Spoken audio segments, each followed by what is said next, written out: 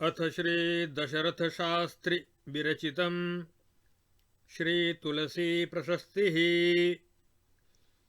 श्रुतिस्मृतिपुराणाक्षः कलौ देवगिरां हरः जनता सुखबोधाय तुलसी गिरिजापतिः। इस श्लोक में शास्त्री जी तुलसीदास जी को भगवान शंकर के साथ उपमा करते हैं।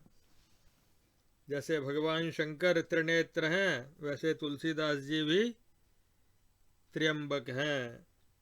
श्रुति, स्मृति और पुराण, यही तीन इनकी आंखें हैं। और कलयुग में जनता को सुख देने के लिए जिन्होंने देववाणी का अपहरण किया, क्योंकि जिस समय तुलसीदास जी का जन्म हुआ था उस समय संस्कृत में बहुत विपुल साहित्य राम के बारे में था। 18 पुराणों में राम की कथा है। खास करके ब्रह्मांड पुराण में कुछ अध्यायों में राम की कथा है। उसको व्यास भगवान ने अध्यात्म रामायण कहा। और वाल्मीकि रामायण तो आदि काव्य है, और वाल्मीकि ने ही अनेकों रामायणें लिखी। आनंद रामायण, अद्भुत रामायण और योग वासिष्ठ रामायण, और अनेक नाटक, उत्तर रामचरित, प्रसन्न राघव, अनर्घ राघव, और जाने कितने कवियों ने, रघुवंश भी था ही उस समय। तो इस प्रकार से संस्कृत भाषा में से सार 6 शास्त्र सब ग्रंथन को रस, सब ग्रंथों का रस हरण करके तुलसीदास जी ने भगवान शंकर का जो नाम हर है वो सार्थक किया। तुलसी गिरिजापति ही, तुलसीदास गिरिजापति शंकर ही थे। दूसरा श्लोक है सूक्तिपादोदकोत्तुंग तरंगैः क्षालितांतरः कलिजानां नृणामासीत् तुलसी तुलसी प्रियः। तुलसी प्रिय माने भगवान शालग्राम नारायण।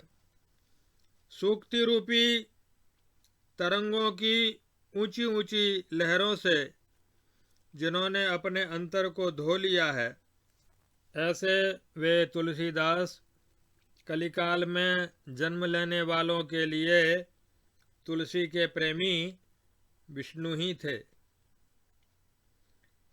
कलावल्पवयोधीभ्यो निगमागम शिक्षकः स्वभाषया भवच्छ्रीमान् तुलसी कमलासनः। कलयुग में छोटी उम्र वाले, अल्प बुद्धि वाले लोगों के लिए वेद शास्त्र की शिक्षा उन्होंने अपनी हिंदी भाषा में दे करके तुलसीदास जी ने ब्रह्मा जी का काम किया, क्योंकि ब्रह्मा जी वेद वक्ता हैं, ज्ञान के देवता हैं। इसलिए तुलसी कमलासनः। नाना सुमरसास्वाद लुब्धविन्मक्षिका गणे धन्यो रामपदाम्भोजरसिकः श्रीतुलस्यलिः। नाना प्रकार के पुष्पों के रसास्वाद के लिए आकृष्ट होने वाली मक्खियों के समूह में राम के चरण कमलों के रसिक तुलसी भ्रमर हैं, भौरे हैं। इसलिए तुलसी राम रसिक होने के कारण धन्य है। प्रसाद मधुर व्यंग्य रसरीति निनादिते भावर्षि पक्षिरंगे श्री तुलसी कोकिलः कविः। भाषा के ऋषि रूप पक्षियों के रंगमंच पर जो प्रसाद, माधुर्य, व्यंग्य, रस और रीति से शब्दायमान है, वहाँ पर कवि तुलसी उन सब में कोकिल के समान है। यानी तुलसीदास जी की रचनाएं सर्वोच्च सर्वोत्तम प्रसाद गुण से पूर्ण है। शब्दानुमितिमानादि दृढ़युक्ति नखायुधैः बादीभ कुंभ विध्वंसी तुलसी केसरी बली। शब्द माने वेद और अनुमान माने न्यायशास्त्र इत्यादि प्रमाणों तथा प्रबल तर्कों के नख रूपी हथियारों से प्रतिपक्षी रूपी हाथी के गंडस्थल को विदीर्ण करने वाले तुलसी बलवान सिंह हैं। अहर्निश मति प्रीत्या प्रसन्न मुख पंकजः जिज्ञासु शासने शांत चेताः श्री तुलसी गुरुः। अतिशय प्रेम के कारण जिनका मुख कमल रात दिन खिला रहता है और ज्ञान पिपासुओं को शिक्षा देने में जिनका चित्त शांत रहता है, ऐसे तुलसी दास जी महान गुरु हैं। संभक्ता बुद्धवो योगे दत्तो ज्ञानेषु को भवत् विधौ कात्यायनः कान्तौ ग्लौरन्यस्तुलसी लसी। भक्ति में उद्धव के समान, योग में दूसरे दत्तात्रेय के समान और ज्ञान में एक दूसरे शुकदेव के समान और आचार व्यवहार में दूसरे कात्यायन महर्षि के समान और कांति में दूसरी चंद्र ज्योत्सना के समान, इस प्रकार तुलसीदास जी सर्वत्र सुशोभित हैं। तुलसी लसी, लसितः शोभितः, सुच्छवि के कारण सर्वत्र प्रकाशित होते हैं। पद्याष्टकमिदं प्रोक्तम् तुलसी वर्णनात्मकं बुधा दशरथाख्येन पापघ्नं कामदं नृणाम। दशरथ नाम के विद्वान ने तुलसीदास जी का वर्णन करने वाले इस पद्याष्टक की रचना की, 8 पद्यों की रचना की। इसको तुलसीदासाष्टक भी कह सकते हैं, जो पापों का नाश करने वाला और लोगों की कामनाओं को पूर्ण करने वाला है। आत्मा रामः पिता यस्य माता श्री तुलसी सती भार्या रत्नावली देवी सौधन्यस्तुलसी कवि। और तुलसीदास जी के चरित्र निर्माण में उनकी पत्नी रत्नावली जी का भी बहुत बड़ा योगदान है। इसलिए दशरथ शास्त्री जी ने रत्नावली की भी प्रशस्ति लिखी है।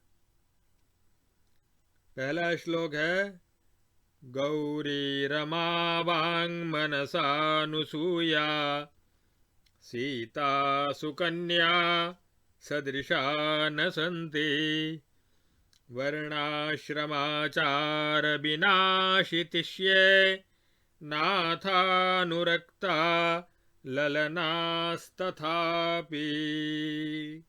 तिष्ये माने कलयुगे, वर्तमान कलयुग में जबकि वर्णाश्रमाचार की बहुत बड़ी हानि हो चुकी है, ऐसे विकराल महान कलिकाल में गौरी पार्वती, रमा लक्ष्मी, वाणी सरस्वती और मनसा जो कि जरत्कारु ऋषि की पत्नी थी, ये मनसा देवी कश्यप ऋषि की कन्या है और वासुकी नाग की बहन है और आस्तिक नाम के ऋषि की माता हैं।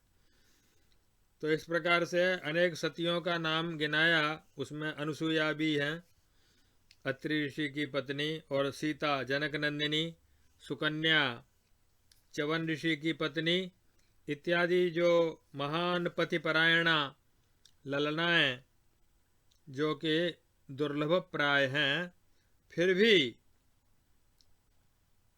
इस कलयुग में रत्नावली जैसी देवी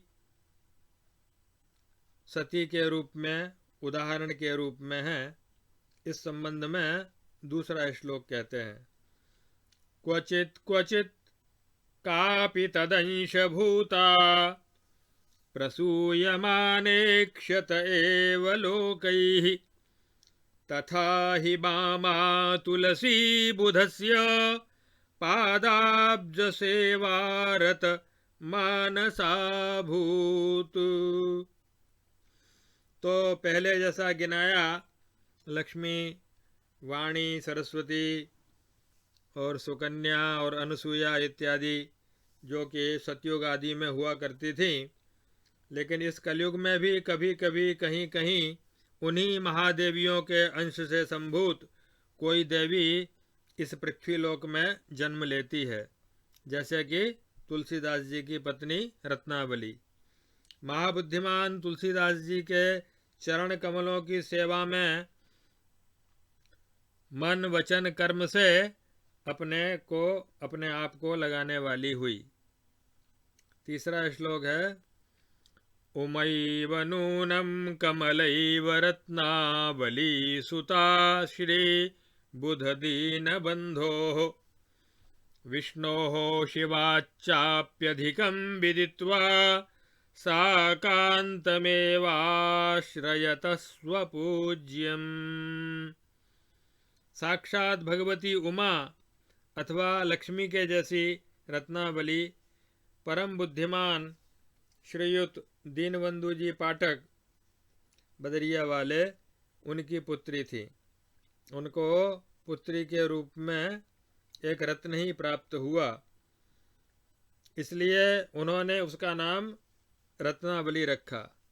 वह रत्नावली अपने पति को विष्णु और शिव से भी अधिक जानकर केवल अपने पति का ही आश्रय करने वाली तथा उन्हीं को परम पूज्यतम मानती थी।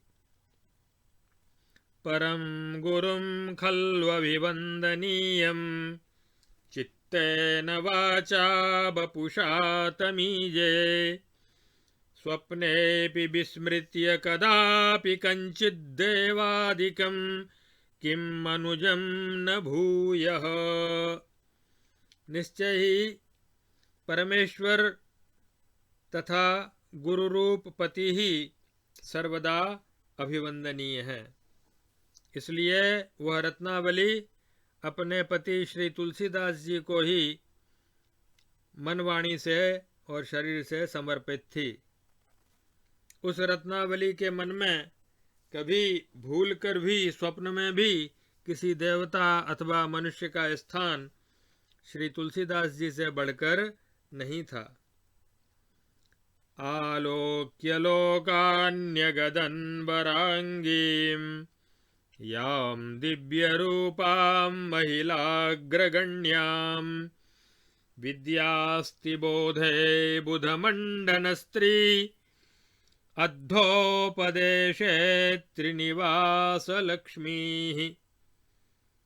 जब लोगों ने उन श्रेष्ठ अंगों वाली सर्वोत्तम दिव्य महिला को देखा तो कहने लगे कि यह तो साक्षात विद्या की अधिष्ठात्री देवी सरस्वती ही है, अथवा महापंडित मंडन मिश्र की पत्नी भारती का ही दूसरा अवतार है, या तो फिर तत्वतः उपदेश सार सर्वज्ञा महर्षि अत्रि की गृहलक्ष्मी अनुसूया है।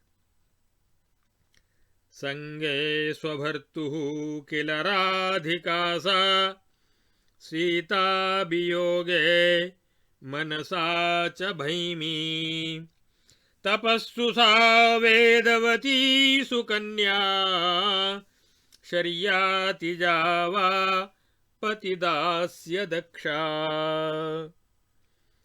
अपने पति का संग साथ निभाने में निश्चय ही यह साध्वी कीर्ति कुमारी राधा के जैसी है, और वियोग में जरत्कारु की पत्नी मनसा देवी अथवा दमयंती जैसी है, नल की पत्नी दमयंती, और तपस्या में बृहस्पति की पौत्री तथा अमितप्रभ ब्रह्मर्षि कुशध्वज की पुत्री पतिवल्लभा सती वेदवती के समान है, तथा पति के प्रति दासी भाव से सेवा करने में दक्ष महाराज शरियाती की पुत्री सुकन्या के समान है। अरुंधति तेजसी कुंभयोनेः पांचालिका स्वालय कार्य सिद्धा सदा सदाचार परंपराया धीरा धरित्रीव मनोहरा सा। धरित्री इव पृथ्वी के समान, तेजस्विता में वशिष्ठ की पत्नी अरुंधति के समान, और घर के कामकाज करने में पांचाल राजकुमारी महाप्रभा द्रौपदी के समान, तथा मनोहर रूप धारण करने वाली नित्य ही धैर्यपूर्वक सदाचार की परंपरा के परिपालन में साक्षात पृथ्वी देवी के समान है। धरित्री इव। एवं यथार्थं भुवि योषितासु रत्नावली रत्नललाम भूता सुलेखिका श्री तुलसी वसुज्ञा कुलद्वयोद्योत विधौ चकास्ति। इस प्रकार धरती की सर्वोत्तम सुंदरियों में श्रेष्ठ श्री रत्नावली जी शास्त्र ज्ञान में श्री तुलसीदास जी के समान ही बहुत ही अच्छी लेखिका भी थी, जिन्होंने अपने मातृकुल और स्वश्रीकुल दोनों को ही प्रकाशित किया। यया स्वकीये समये बहुज्ञाः कृताः सुताः सत्कुलजाः पुरंध्र्यः सतीत्वरक्षा परयेष चिंता संसक्तया कांतधियानुसत्यः। जिन्होंने रत्नावली जी ने अपने समय में बहुत सी सत्कुलोत्पन्न बेटियों को तथा विवाहिता स्त्रियों को शिक्षा देकर बहुत सी कलाओं में निपुण बनाया। मुख्य रूप से सतियों को अपने पति में अनुरक्त रहते हुए सतीत्व की रक्षा कैसे करनी चाहिए तथा ब्रह्मचिंतन कैसे करना चाहिए, इस प्रकार से वेदांत का और व्यवहार का ज्ञान उन्होंने दिया, व्यवहार एवं परमार्थ में दीक्षित किया।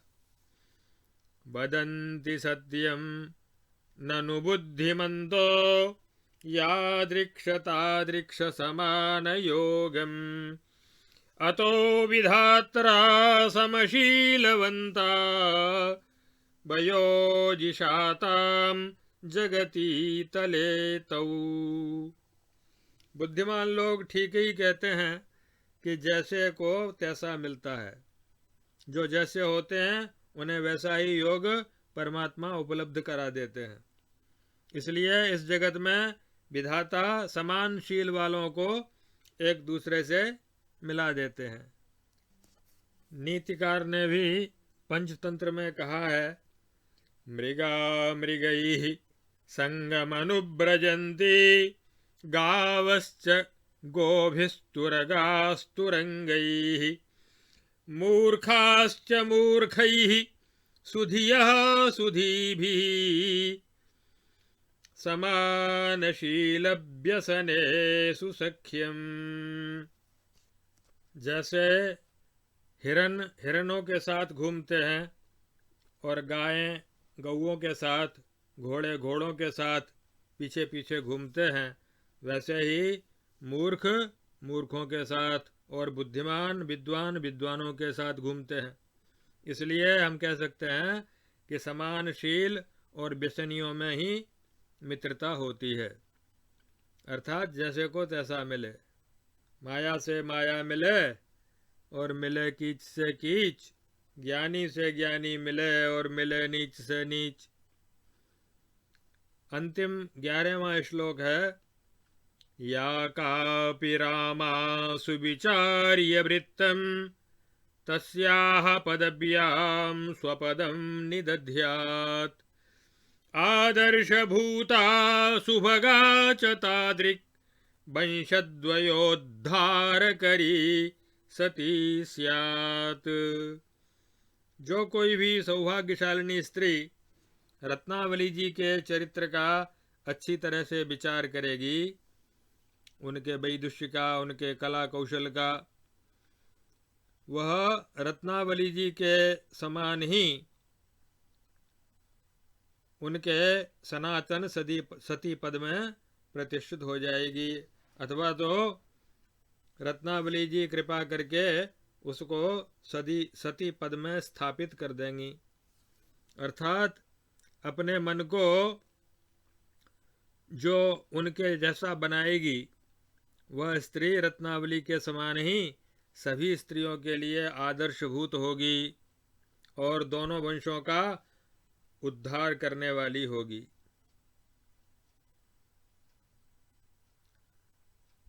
अंत में कहते हैं, श्री दीनबंधोस्तनुजाः सतीत्वख्यात्यै कृता सल्लघु पद्यबद्धा एकादशीयं विदुषा रथेन दशादिना सूकरतीर्थजेन। श्री दीनबंधु पाठक जी की बेटी रत्नावली जी के सतीत्व की ख्याति के लिए यह छोटी सी प्रशस्ति 11 श्लोकों में सूकर क्षेत्र सोरों निवासी दशरथ जी शास्त्री जी ने पद्यबद्ध की। ये लगभग 85 वर्ष पुरानी रचना है। तो उस समय सोरों के जनमानस में श्री तुलसीदास जी के प्रति कैसा आदर और श्री रत्नावली जी के प्रति कैसा सम्मान और भावनाएं थीं, उस चित्र का चित्रण यहाँ कवि ने किया है।